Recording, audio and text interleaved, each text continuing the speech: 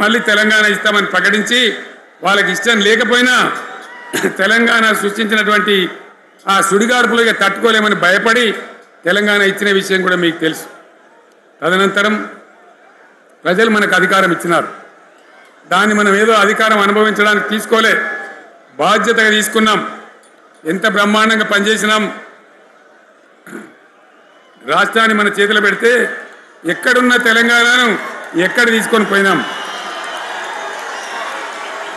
అనేక రంగాలలో please please please please please ఒకటే మాట, ఏ బాబు ఇక్కడ నేను మాట్లాడుతున్నా, అక్కడ మీరు మాట్లాడుతున్నా, మీకు ఏమైనా అర్థం ఉన్నదా? ఏది అర్థం కావాలి ప్రజలకు? ఏం పని లేదావా? ఇదేం పద్ధతి?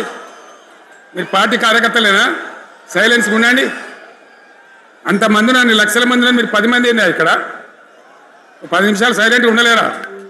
చివరిలో బాగా చెప్దాం, స్లోగా అద్భుతంగా దుంకుదాం, స్టేజ్ ఎత్తు దుంకుదాం. మీరు బాధ్యత చూడాల్సింది ఏంటంటే మీరు అరవడం బంద్ చేయండి. ఇంతమంది ఉన్నారు, ఏం సీఎం పని లేదా నీకు? మళ్ళీ అందరు ఇళ్ళకి చేరుకోవద్దా? క్షేమంగా పోవద్దా? ఎక్కడెక్కడ నుంచో దూరం నుంచి ఎక్కిన వాళ్ళు ఉన్నారు. 10 నిమిషాలు మీరు సైలెంట్గా ఉండండి. ముందరున్న వాళ్ళు 10 ఏళ్ళ బీఆర్ఎస్ పాలనలో ఎక్కడున్న తెలంగాణ ఎక్కడికి పోయింది? ఎన్ని రంగాలలో ఎన్ని అవార్డులు వచ్చినాయి? ఎన్ని అద్భుతమైన పనులు చేసి చూపెట్టినాం. తెలంగాణ అంటే ఒకప్పుడు వెనుకబడ్డ ప్రాంతం, ఎగతాళి చేయబడ్డ ప్రాంతం, పనికిమాలిన ప్రాంతం అనే పేరు పెట్టిన ప్రాంతం. కానీ ఎన్ని రంగాలు, తలసరి ఆదాయాన్ని బ్రహ్మాండంగా పెంచినాం.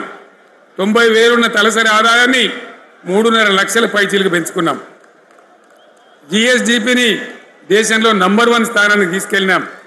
తెలంగాణలో బ్రహ్మాండంగా పెండింగ్ ప్రాజెక్టులన్నీ కూడా కంప్లీట్ చేసుకున్నాం.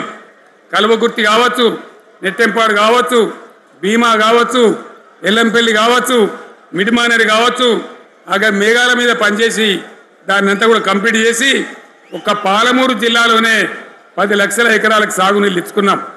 బ్రహ్మాండమైనటువంటి ఇరిగేషన్ ప్రాజెక్టులు కంప్లీట్ చేసుకున్నాం. 3.5 లక్షల టన్నుల వడ్లు పండించే స్థాయికి తెలంగాణను తీసుకొని పోయినాం.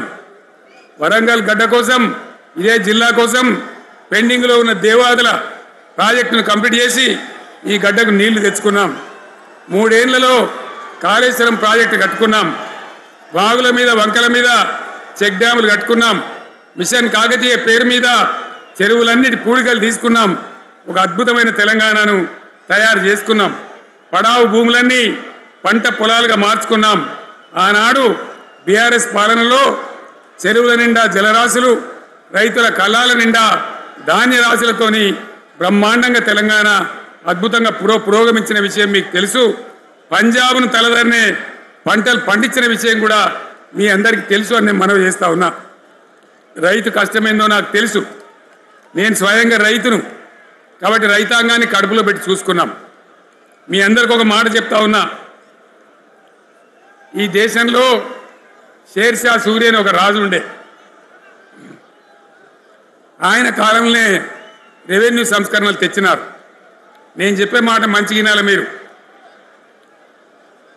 చరిత్ర పొడుగుతో చూస్తే షేర్షా సూరి నుంచి స్వతంత్ర భారతం వచ్చిన తర్వాత ప్రజాస్వామ్య ప్రభుత్వాలు కూడా రైతుల దగ్గర రకరకాల శిస్తులు వసూలు చేసినారు. రైతుల దగ్గర డబ్బులు వసూలు చేసినారు. తహసీల్ రకాలు వసూలు చేసినారు. నీటి తీరువాలు వసూలు చేసినారు. కానీ రైతును చూడాలని వాడు అందుకోలే. భారతదేశంలోనే ఎక్కడ కూడా లేని స్కీమ్. నన్ను వాళ్ళు అడగలే, ఎలక్షన్లలో చెప్పలే. నాకు నేనుగా ఆలోచించి, ప్రభుత్వమే ఆలోచించి రైతు బంధు పథకాన్ని తెచ్చినాం. చాలా బ్రహ్మాండంగా రైతు బంధు పథకాన్ని అమలు చేసినాం. రైతాంగానికి ఎటువంటి కరెంట్ ఇచ్చినాం, ఎంత అద్భుతమైన కరెంట్ ఇచ్చినాం. ఆంధ్ర వలసవాద ముఖ్యమంత్రులు ఏం మాటలు మాట్లాడినారు? తెలంగాణ వస్తే కారు చీకట్లు అవుతాయి, మీకు కరెంటే రాదు, మీకు పంటలు పండియే రాదని చెప్తే వాళ్ళ నోర్లు మోయించేలాగా ఉత్తమమైనటువంటి ట్రాన్స్ఫార్మర్ కాలినటువంటి, మోటార్లు కాలినటువంటి నాణ్యమైన కరెంటును 24 గంటలు సప్లై చేసినాం. రైతు ఇంట్లో కూర్చుంటే పొలాల కాడ బోర్లు దుంకినాయి, మీరందరూ కళ్ళారా చూసినారు. నాకంటే ఆ విషయం మీకే ఎక్కువ తెలుసు. అదేవిధంగా రైతులు చనిపోతే 2 ఎకరాలు 3 ఎకరాలు ఉన్న రైతులు ఏముంటుంది, వాళ్ళకి ఆదాయం ఉండదు. వాళ్ళు చస్తే బీఆర్ఎస్ రాకముందు పట్టించుకున్న నాతుడు లేడు. అదే బీఆర్ఎస్ వచ్చిన తర్వాత రైతు బీమా ఇచ్చి వాళ్ళు చనిపోయినాక 8 రోజుల్లోనే వాళ్ళకు రైతు బీమా అందే విధంగా ఆనాడు చర్యలు తీసుకున్నాం.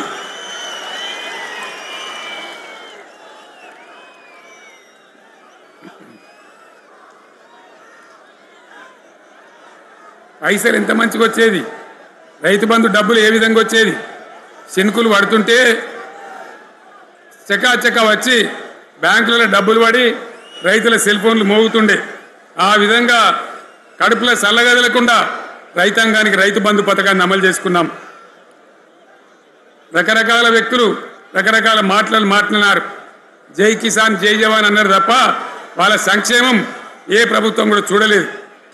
అదేవిధంగా ధాన్యం రైతులు పండిస్తే కొన్ని 100 కోట్ల రూపాయలు ప్రభుత్వానికి నష్టం వచ్చినా ఏ విధంగా ధాన్యం కొన్నామో, ధాన్యం ఎంత బాగా కొన్నామో, వడ్లు కొంటే 3-4 రోజులనే డబ్బులు రైతుల ఖాతాలో ఎట్లా చేసినామో అవన్నీ కూడా యావత్ తెలంగాణ ప్రజానికి